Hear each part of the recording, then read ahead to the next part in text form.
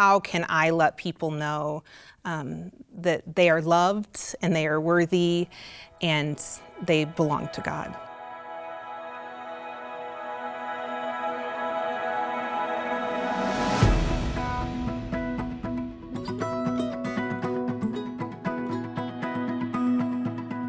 How can we be God's hands and feet in a world that is hurting?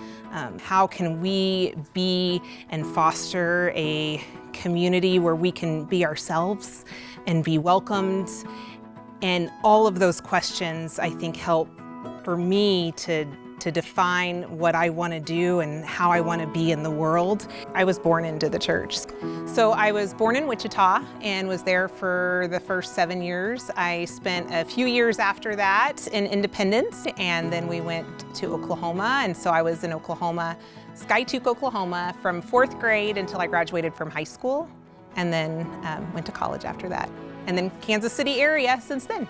Without this stabling community that has provided the consistent love, care, support for me, I would not be who I am today.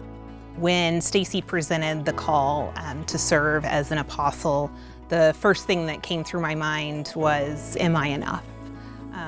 What do I have that I can bring to this group and to the church? I have been in the financial industry for 20 years, and what I found was that throughout that entire time of working, I also was a volunteer.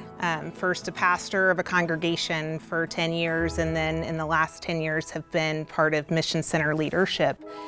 That sense of call was, how can I be a voice for those who are out there serving people and living out Christ's mission in a way that isn't a job, but it is the passion that they live out.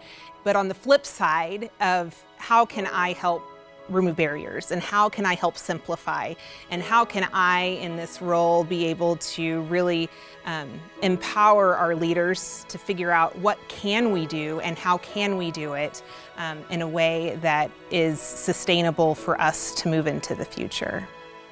It used to be, back in the day, the church programs were the cornerstone of our very fabric. That has changed. What used to work really well in getting folks involved with the church, that is not where we are right now culturally. And so that is a challenge, but that's not the only challenge. The challenge is that we have people in our congregations right now who have this great sense of guilt, like they have done something wrong, and yet they have lived a lifetime of faithful service. They have lived in their congregations, and they have taught Sunday school, and they have been part of their worships, and they've been part of their community events. And they're seeing their congregations change. And they sense this grief of what they thought their church was going to look like and what it does look like. And anything that they have tried, when they're trying to recreate what has worked in the past, it's not working.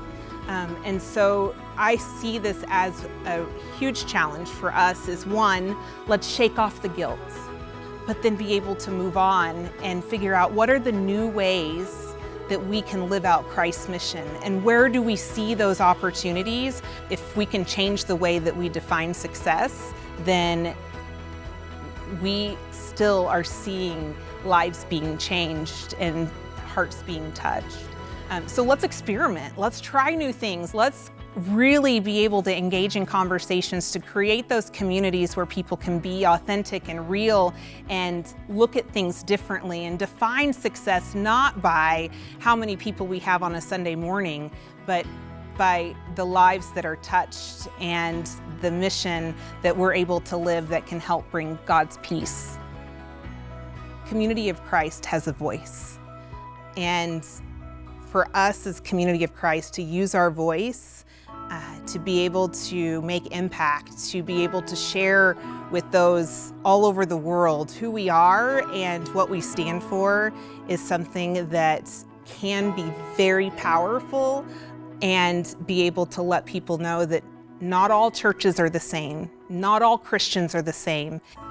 We have the ability to say we are united behind nonviolence. We are united around our pursuit for peace. We are united around all of the things that we find important and grounded in Scripture, and being able to come together as a people to say this is important. And so for Community of Christ to use our voice, I think, is something that is a huge opportunity for us.